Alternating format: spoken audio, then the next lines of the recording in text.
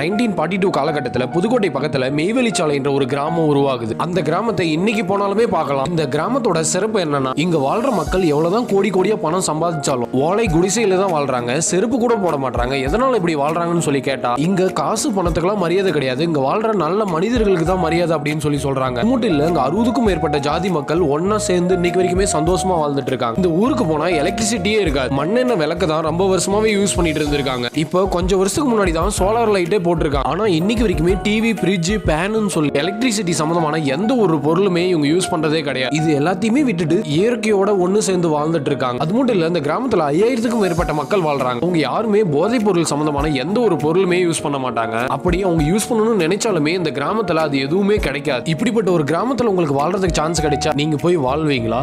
அதுவும் நீங்க யூஸ் பண்ற போன் எல்லாம் விட்டுட்டு.